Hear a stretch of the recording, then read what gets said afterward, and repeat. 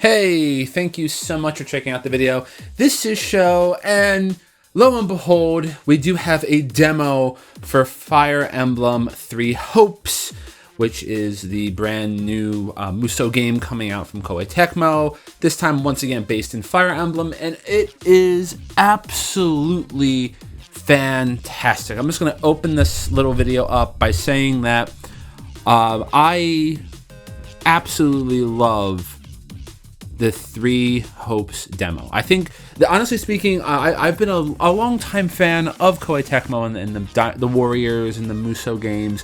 I played Gundam, I've played Zelda, I've played the Age of Calamity, I have played the original Fire Emblem Warriors.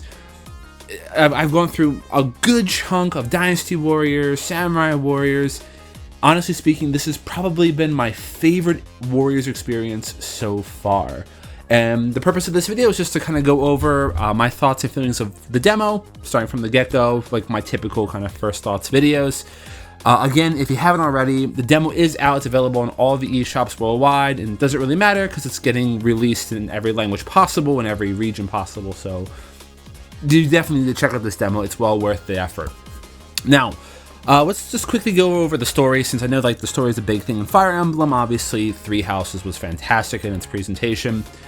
This one kind of tricked me out a little bit. It opens very similarly to Three Houses, but obviously, you know, you have an entirely different protagonist.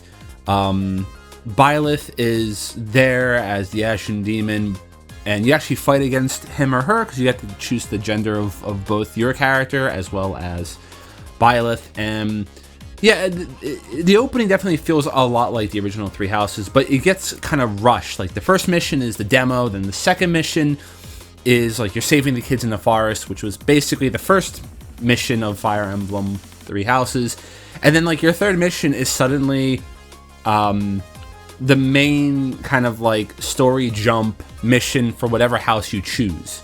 So for me, I went with Edelgard because I'm an Edelgard fanboy, and third mission, go invade the Empire and weed out all of the people who are corrupting her homeland, which was like halfway through the original Fire Emblem Three Houses, right? But funny enough, I kind of was thinking, wow, this is going kind of quickly, but then I kind of realized that this is not a retelling of Fire Emblem Three Houses. This is an entirely different story in a different universe, in a different world, with new characters who are introduced, as well as a lot of our old favorites. And don't go into it thinking that this is a sequel or something like that. This is clearly an alternate reality, or some kind of alternate world away from Three Houses. So it's familiar faces, but completely different context and story. So that is something I just want to kind of put out there in terms of people looking at the story aspect of it. But yeah, so after you go through that, there's a bit of a time skip, and then that's actually when the game really begins. And again, a lot of the old systems for Three Houses are there. So just to get a little bit into the gameplay aspect, obviously it plays a lot like a Warriors game. So clearly, if you played any of the Warriors games, you have an idea. I feel like this one, in terms of performance-wise, is quite good. I didn't get much stuttering or lagging at all, especially when I compare it to something like Empire's 9, which was just utter garbage in terms of performance. So definitely performance has been done well here, but it is using kind of the Fire Emblem design, so it's not really too heavy on the assets, in my opinion. The battles themselves play out really nicely. You have issuing command orders, you have kind of the weapon wheel existing, you have all of the hallmarks of the Musou series, you have your combos, you have your chains, you have the ability to do special skills in the battles, you have the ability to unleash your mega attack, your warrior's attack, your Musou attack, whatever you want to call it. And overall, I would say that the gameplay is really smooth. The strategy aspect of it is also really nice, as you are basically able to give commands to the other ally units on the field, which is quite cool. And I feel like, at least in this one, the commands play a more pivotal role. In the past Fire Emblem Warriors and some of the other ones like Age of Calamity, giving a command I felt didn't really do much. It just kind of like distracted the objective. Here, straight up, like they will take out bases, they will take out units. especially if you give them good commands where you match like their strengths versus weaknesses. You can very easily just take large sections of the map quickly, so you're not stuck in these really long 20-minute or so battles. In fact, the S strength for most of them that I've done so far has only been about 5 to 7 minutes. So it is kind of a nice fast-paced action Warriors game, which is great, at least in my opinion, since like 20 minutes on a single map can be a little bit time-consuming in my opinion. With that said, I do need to talk a little bit about the non-Warriors gameplay aspects. So they basically brought the entire monastery section into this game as your encampment, and this I think is really, really cool. As you go through, even in the demo, you'll go through this, you'll unlock more aspects of your camp. So things like the dining hall, doing chores, what else?